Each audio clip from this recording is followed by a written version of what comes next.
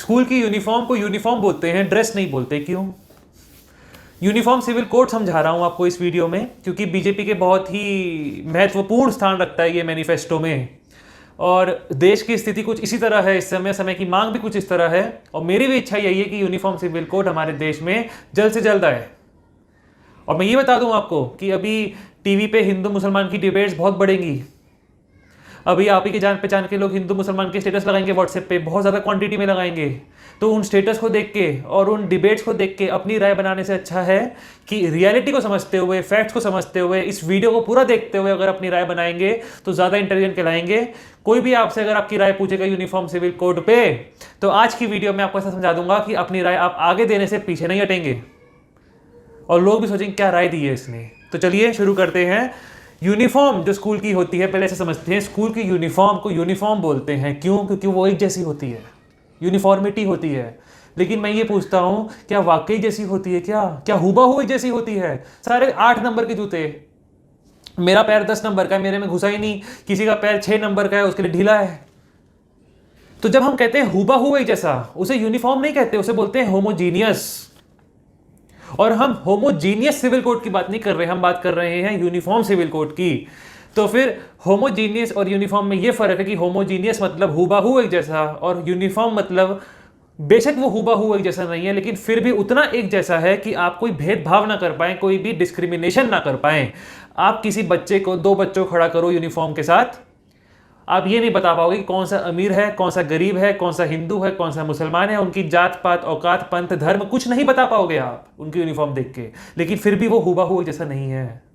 This is uniform. Article 44 हमारे देश के जो भारत का संविधान है, उसका आर्टिकल 44 एक directive principle of state policy है। मतलब स्टेट को कुछ डायरेक्शंस है। स्टेट मतलब देख सकते हैं, आई बटन पे वीडियो बनाई हुई है, डिटेल में स्टेट का मतलब क्या है, लेकिन अभी समझने के लिए समझ लीजिए सरकार के कुछ डायरेक्शंस हैं भारत के संविधान के द्वारा कि कुछ पॉलिसीज बनाएं, कुछ प्रिंसिपल्स लेट डाउन है, उसके थ्रू पॉलिसीज बनाएं, और वैसी पॉलिसी बनानी है उसे यूनिफॉर्म सिविल कोड। और बीजेपी जो भी पावर में, वो पूरे मूड में है बनाने की यूनिफॉर्म सिविल कोड। लेकिन इसको लेकर आने के लिए 2 अप्रोच हो सकती है। पहला, एक किताब बना दो यूनिफॉर्म सिविल कोड, उसके अंदर टाइटल रखो भारतीय मैरिज एक्ट, भारतीय अडॉप्शन एक्ट, भारतीय मेंटेनेंस एक्ट, भारतीय सक्सेशन एक्ट, इस तरह से बना सकते हैं।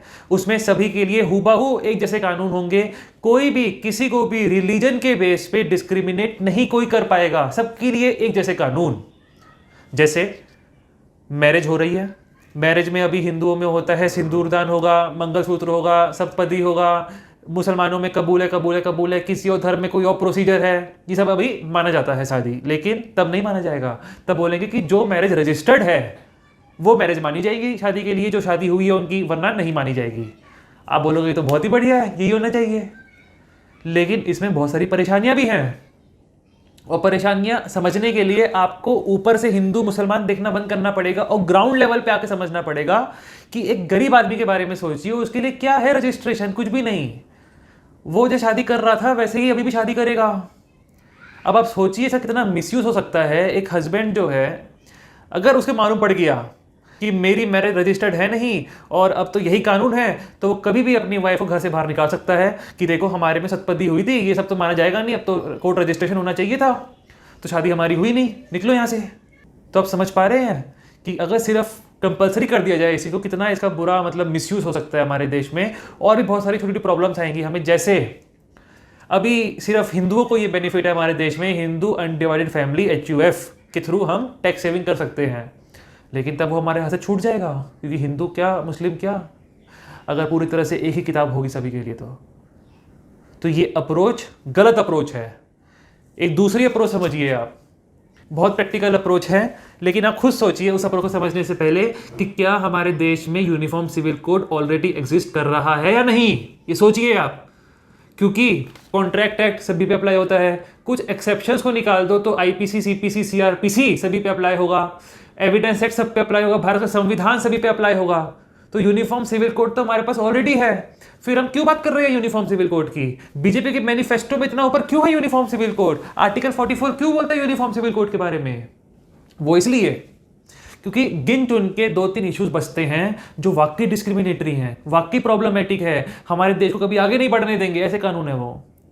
वो जो इश्यूज हैं वो वाकई डिस्क्रिमिनेटरी हैं, उन्हें हटाने की ज़रूरत है और एक प्रोग्रेसिव लॉ रखने की ज़रूरत है जिससे कि यूनिफॉर्म सिविल कोड पूरी तरह से हमारे देश में अचीव हो पाए। वो समझ लीजिए इश्यूज़ क्या हैं। पहला इशू आता है मेंटेनेंस का। जैसे 125 सेक्शन 125 सीआरपीसी के तहत ये बोला गया है कि अगर कभी डाइवोर्स हो जाता है तो हस्बैंड अपनी वाइफ को मेंटेन करेगा वाया मेंटेनेंस या एलिमनी। ये हर पंथ में, पंथ मतलब रिलीजन, धर्म के कई अर्थ हैं। पंथ जो है असली हिंदी है रिलीजन की, तो हर रिलीजन में ये चीज़ है सिवाय मुस्लिम्स के। मुस्लिम्स में उनका पर्सनल लॉ, मुस्लिम का पर्सनल लॉ चलता है जिसे पावर मिली है आर्टिकल 25 और आर्टिकल 26 भारत के संविधान से। तो उनके पर्सनल लॉ के तहत ये है कि 3 महीने इद्दत के पीरियड तक ही मेंटेनेंस दिया जाएगा, या फिर अगर जो विमेन है वो प्रेग्नेंट है तो बच्चे के पैदा होने तक, तो कह सकते हैं minimum 3 months maximum 9 months, generally it's 3 months. ठीक है, 3 महीने इद्दत के पीरियड तक उसे मेंटेनेंस मिलेगी, उसके बाद कोई जिम्मेदारी नहीं है। लेकिन बेशक 125 सीआरपीसी उन पे अप्लाई नहीं होता और उनका जो है ये 3 महीने वाला क्लॉज अप्लाई होता है, लेकिन उसके बाद भी मेंटेनेंस में भी हमारे भारत ने यूनिफॉर्म सिविल कोड अचीव कर लिया है। कैसे? वो ऐसे कि जो कानून है वो जो लिखता है वो है लेजिस्लेचर, पार्लियामेंट, लेकिन कानून पढ़ना कैसे है ये बताता है सुप्रीम कोर्ट ऑफ इंडिया। और आपको गर्व होगा सुप्रीम कोर्ट ऑफ इंडिया में 2001 में उसने ऐसी जजमेंट पास करी। एक वकील हुए डैनियल लतीफ़ी। डैनियल लतीफ़ी बहुत इंटेलिजेंट वकील थे और कुछ समाज के लिए कर गए वो, मैं आपको बता रहा हूँ। उन्होंने सुप्रीम कोर्ट के पास गए और बोले कि ठीक है उन पे 125 अप्लाई नहीं होता मुस्लिम्स पे, लेकिन उनका पर्सनल लॉ अप्लाई होता है। पर्सनल लॉ में लिखा है कि 3 महीने जो इद्दत का पीरियड है तब तक के लिए हमें उनको मेंटेनेंस देना पड़ेगा, और उसमें लिखा है जो मेंटेनेंस है it should be fair and reasonable. Supreme court को बोला कि कृपया आप जो फेयर एंड रीजनेबल है इसे आप इंटरप्रेट कर दीजिए, इसका मतलब बता दीजिए। तो सुप्रीम कोर्ट ने वहां उस बॉल पे छक्का मार दिया और बोला कि जब हम फेयर और रीजनेबल की बात कर रहे हैं तब जो फीमेल थी, जो वाइफ थी, जिस तरह से, जिस तरीके से अपनी शादी से पहले रह रही थी उसी तरीके से अपनी बची हुई जिंदगी भी रह सके, इतना मेंटेनेंस उसे मिलना चाहिए। समझाता हूँ आपको आसान भाषा में। उदाहरण के तौर से हस्बैंड की तनख्वाह लीजिए आप 1 लाख रुपए महीना है, लाख रुपए महीना, और घर खर्चे 40,000 रुपये महीना। घर में 4 लोग रहते हैं, उसमें हस्बैंड वाइफ है और हस्बैंड के मम्मी पापा। पर पर्सन करीब 10,000 खर्चा है, 10,000 का। अब वाइफ जो है इस 10,000 रुपये में बहुत आराम से रह रही थी और आराम से रह सकती भी है। तो अभी तक क्या होता था, 3 महीने 30,000 हो गया, 10,000 30,000 दिया हस्बैंड ने, उसकी जिम्मेदारी खत्म। लेकिन सुप्रीम कोर्ट ने बोला ऐसा नहीं, वी विल एस्टिमेट करेंगे कि जो वो लेडी है उसकी बची हुई लाइफ कितनी है। फॉर एग्जाम्पल सुप्रीम कोर्ट ने सोचा कि मतलब एस्टिमेट किया कि वाइफ की बची हुई जिंदगी जो है 20 साल और रहती है, तो 1 महीने का हुआ 10,000, 1 साल का हुआ 1,20,000, और 20 साल का हो गया 24 लाख। तो हस्बैंड को बोलेगी जो 24 लाख है that is fair and reasonable amount, तो 3 महीने के अंदर तुम 24 लाख रुपए अपनी वाइफ को दे दो। ये होगा तुम्हारा मुस्लिम पर्सनल लॉ का असली एप्लीकेशन। अब जो लाख रुपए महीना कमाएगा वो कहां से देगा 24 लाख रुपए, वो तो फंस गया। तो सुप्रीम कोर्ट बोल रही है हमारे पास इसका भी सोल्यूशन है। एक काम करते हैं, तुम्हें 24 लाख रुपए देने थे 3 महीने के अंदर, लेकिन क्योंकि तुम नहीं दे पा रहे हो इसलिए हम इसकी किस्त बना देते हैं। अब अपना इंस्टॉलमेंट्स में इसको पूरा कर देना, और जो इंस्टॉलमेंट्स है it can even cross the period of इद्दत। मतलब आप समझ पा रहे हैं सुप्रीम कोर्ट ने क्या किया। आसान भाषा में बेशक उसका नाम इंस्टॉलमेंट है लेकिन दे वो मेंटेनेंस ही रहा है। हर महीने वो 10-10 हजार करके वो अपनी वाइफ को देता रहेगा, वो मेंटेनेंस ही तो है। तो बेशक कानून अलग अलग है, उस पर सीआरपीसी अप्लाई नहीं हो रहा, उसका मुस्लिम पर्सनल लॉ अप्लाई हो रहा है, लेकिन उसके बावजूद भी यूनिफॉर्म सिविल कोड मेंटेनेंस के मामले में तो आ चुका है। असली समझिए इशू, असली प्रॉब्लम क्या है। निकाह हलाला। अच्छा, इस वीडियो को आप सब्सक्राइब कर दीजिए अगर चैनल पे नए हैं, और अगर आप अभी तक बने हुए हैं, वीडियो आपको इन्फॉर्मेटिव लग रही है तो इस वीडियो को लाइक कर दीजिए मेरा हौसला बढ़ाने के लिए। आगे बढ़ते हैं। जो असली इशू है वो है निकाह हलाला। इसे समझिए आप, जैसे एक हिंदू हस्बैंड है और हिंदू वाइफ है, दोनों के बीच में डाइवोर्स हो गया। डाइवोर्स के बाद दोनों को अक्ल आई कि हमने क्या कर दिया, हम तो एक दूसरे के बिना रह ही नहीं सकते। अब वो दोबारा एक दूसरे से शादी करना चाहते हैं और साथ में रहना चाहते हैं। तो ये तो बहुत अच्छी बात है, सोसाइटी भी इसे वेलकम करती है और जुडिशरी भी चाहती है कि मैरिज में जो डाइवोर्स है इसका रेट कम से कम हो। कोशिश तो यही है देश की। मैरिज इज ए सेक्रेमेंट, एक संस्कार है, और संस्कार में अलग होने का भाव नहीं होना चाहिए। लेकिन मुस्लिम्स में ये अलाउड नहीं है। एक बार तलाक हो गया तो तलाक हो गया, वही वाइफ वही हस्बैंड दोबारा शादी नहीं कर सकते। अगर शादी कर ली तो वो निगाह हराम है, हराम। अब वो निगाह हराम ना हो इसलिए एक निगाह हलाला का एक प्रोसीजर है। समझिए प्रोसीजर क्या है। वो वाइफ अपने ओरिजिनल हस्बैंड से शादी करने से पहले उसे एक थर्ड मैन से, एक थर्ड पर्सन से शादी करनी पड़ेगी और फिर कंज्यूमेट करना पड़ेगा। और जो वो थर्ड पर्सन है, जो नया हस्बैंड है, वो उसे तलाक देगा लेडी को, और फिर लेडी अपने जा सकती है ओरिजिनल हस्बैंड के पास शादी करके। ये है निगाह हलाला। मैं ये कहता हूं किसी भी इंसान में जरा सी बुद्धि भी है ना, जिसे रैशनल पर्सन आप कहते हैं, कोई बता सकता है कि ये कितना इनह्यूमन है। मतलब जो मानवीय अधिकार है उसके खिलाफ है ये कानून, निगाह हलाला। इसे हटाने की ज़रूरत है। और ये और बुरा तब बन जाता है, आप सोचिए कि जो नया आदमी है, जो नया उसका हस्बैंड है, वो अगर मना कर दे तो मैं तलाक नहीं दूंगा, या ब्लैकमेल करे कि तलाक देने से पहले मुझे इतने पैसे और दो। एक स्टिंग ऑपरेशन हुआ था, आप यूट्यूब पे लिखिए निगाह हलाला स्टिंग ऑपरेशन, और वो वीडियो देखिए आप, किसी न्यूज़ चैनल ने बनाई है, मुझे नाम याद नहीं है, वो वीडियो देखिए यार। उसमें क्या है, बिजनेस है, धंधा खोल लिया है कई मुस्लिम्स ने। उन्होंने क्या किया कि हम निगाह हलाला करवा के देंगे, अगर आपकी जो है ना शादी टूट गई थी, तलाक हो गया था, दोबारा करनी है आपको, तो आप हमारे पास आइए, हम आपसे शादी करेंगे, कंज्यूमेट करने के बाद तलाक देंगे आपको, फिर दोबारा शादी आप कर लेना। और इसके लिए वो अपनी फीस चार्ज करते हैं 20,000, 50,000, 1,00,000। तो ये सिस्टम भारत जैसे देश में चल नहीं सकता, और किसी भी डेवलप्ड या डेवलपिंग कंट्री में ये बर्दाश्त करने लायक ही नहीं है ये सिस्टम। तो इसे हटाना बहुत ज़रूरी है। हटाना कैसे है अभी बताऊंगा आपको, लेकिन पहले समझिए दूसरा इशू क्या है। दूसरा इशू है पॉलीगैमी, बहुविवाह। जो मुस्लिम आदमी है वो 2 शादी, 3 शादी, 4 शादी भी कर सकता है। अब आप सोचेंगे डिस्क्रिमिनेटरी है ये तो हिंदुओं पे, जो मुस्लिम है वो तो शादी कर रहा है कई सारी, लेकिन क्योंकि हम हिंदू हैं तो हम तो एक ही शादी कर पाते हैं, तो हमारे पास पे डिस्क्रिमिनेटरी है। ये बहुत ही गलत आर्ग्यूमेंट है। ये डिस्क्रिमिनेटरी है, लेकिन हिंदू के साथ नहीं। हमें क्या फ़र्क पड़ रहा है कि वो जो है 10 शादी करे, 20 शादी करे।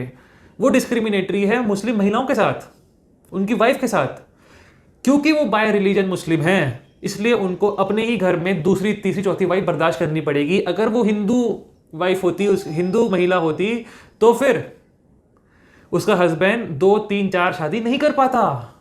तो ये असली डिस्क्रिमिनेटरी है on the part of Muslim women. अब क्योंकि ये डिस्क्रिमिनेटरी है तो इसे हटाने की ज़रूरत भी है। तो निगाह हलाला और पॉलीगैमी को जब भी आप हटाएंगे तो आर्ग्यूमेंट समझ लीजिए कोर्ट में क्या होती है। जो मुस्लिम बोर्ड है, जो मुस्लिम पक्ष है, वो ये बोलेगा कि क्योंकि हमारे पास आर्टिकल 25 है, आर्टिकल 26 है भारत के संविधान का, जो कि हमें अपना ही धर्म मानने की और उसे प्रैक्टिस करने की आज़ादी देता है, और हमारा मुस्लिम पर्सनल लॉ को वो ताकत देता है, तो अपना मुस्लिम पर्सनल लॉ हम अपना मानेंगे। और जो ये 495 है इंडियन पीनल कोड का, जो कि पॉलीगैमी को हटाने की बात करता है, ये हम पे लागू होगा नहीं। क्यों? आईपीसी तो बच्चा है, बाप कौन है? संविधान। क्यों? आईपीसी पास हुआ है सिंपल मेजॉरिटी से, और संविधान पास हुआ है स्पेशल मेजॉरिटी से, और 25-26 इसलिए प्रिवेल होगा, और हम उसी की बात मानेंगे, अपना धर्म फॉलो करेंगे। हमारे धर्म में पॉलीगैमी और निकाह हलाला माना जाता है, इसलिए हम ये काम करते रहेंगे, कोई भी मना नहीं कर सकता। ये हुई उनकी तरफ की आर्ग्यूमेंट। जो दूसरी तरफ की आर्ग्यूमेंट है वो होती है ये कि आर्टिकल 14, 15, 21 भी तो है। आर्टिकल 14 ये कहता है बराबरी का अधिकार है, डिस्क्रिमिनेशन नहीं होना चाहिए। और जो आर्टिकल 15 है वो तो डिस्क्रिमिनेशन में बहुत ही स्पेसिफिक बात करता है कि जस्ट बिकॉज ऑफ रिलीजन के बेस पे तो किसी में डिस्क्रिमिनेशन हो ही नहीं सकता। और निकाह हलाला और पॉलीगैमी के केस में, दोनों ही केस में मुस्लिम महिलाओं पे जस्ट बिकॉज ऑफ रिलीजन उन पे भेदभाव किया जा रहा है। और जो आर्टिकल 21 है सिर्फ एक लाइन का है कि no person shall be deprived of his life और personal liberty except according to the procedure established by law. सिर्फ एक लाइन का, लेकिन ये एक लाइन नहीं है। इस पे आज की तारीख में बहुत मोटी मोटी किताबें लिखी जा चुकी है, बहुत मोटी मोटी जजमेंट्स पास हो चुकी है, और आज की तारीख में भी बदलते हुए समय के साथ ये कंसेप्ट, जो ये right to life and personal liberty है, ये भी एक्सपेंड होता जा रहा है। राइट टू लाइफ का मतलब ये नहीं कि मैं सांस ले रहा हूं तो जिंदा हूं, नहीं, डिग्निटी भी होनी चाहिए इस लाइफ में। और जो ये पॉलीगैमी है, अपने ही घर में 2, 3, 4 वाइफ बर्दाश्त करने से डिग्निटी खतरे में आ रही है मुस्लिम महिला की, और निकाह हलाला से डिग्निटी खत्म हो जा रही है। तो ये तीनों ही आर्टिकल्स के खिलाफ है। अब आप सोचेंगे कि ये तो बहुत बड़ा एक तरह से शास्त्रास्त्र हो रहा है कोर्ट में, कि आर्टिकल 15 तो कह रहा है कि डिस्क्रिमिनेशन होगा नहीं रिलीजन पे, और आर्टिकल 25, 26 कहता है कि आप जो है अपना रिलीजन प्रैक्टिस करिए, प्रोपोगेट करिए, मतलब आपको अपना रिलीजन मानने की पूरी तरह से आज़ादी है। तो कौन सा कानून चलेगा? ये तो आपसे विरोधी हैं। लेकिन आपसी विरोधी नहीं है। ध्यान से पढ़िए आर्टिकल 25 को, उसमें कंडीशंस हैं। उसमें लिखा है subject to other provisions of this part. Bharat के संविधान में कई पार्ट हैं, और जो ये आर्टिकल 14, 15, 19, 21, 25, 26 ये सब जो है फंडामेंटल राइट्स हैं। और फंडामेंटल राइट जो पार्ट है वो पार्ट 3 है भारत के संविधान का। इसमें लिखा है subject to other provisions of this part, ये वाला कानून पढ़ा जाए। मतलब जो आर्टिकल 14 है, 19 है, 21 है, उनके अधीन है ये कानून। जो ये आर्टिकल 25 है, आर्टिकल 14, 15, 21 के अधीन पढ़ा जाएगा। यानी कि असली बाप कौन है? 14, 15 और 21। अगर 25 और 26 उन प्रोविजंस को परेशान नहीं कर रहे, उनके रिपग्नेंसी में कोई काम नहीं कर रहे, तभी वो माने जाएंगे, वरना नहीं। और भी कंडीशंस है, इसमें लिखा है सब्जेक्ट टू मॉरलिटी। जो ये निकाह हलाला है उसमें तो इमोरलिटी भरी पड़ी है, तो ये मॉरलिटी कहां से हुई?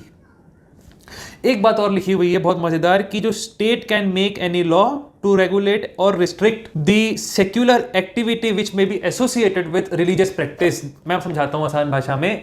जैसे नमाज पढ़नी है, मस्जिद जाना है, या फिर ईद मनानी है, तो ये सब तो धर्म के काम है, उसके रिलीजियस एक्टिविटी है, इसमें स्टेट बीच में उंगली नहीं अड़ाएगा। लेकिन एक से ज़्यादा शादियां करनी है या निकाह हलाला करना है, उस केस में ये रिलीजियस एक्टिविटी नहीं है। मुसलमानों की पहचान 2, 3, 4 शादियों से नहीं होती। मुसलमानों की पहचान निकाह हलाला से नहीं होती।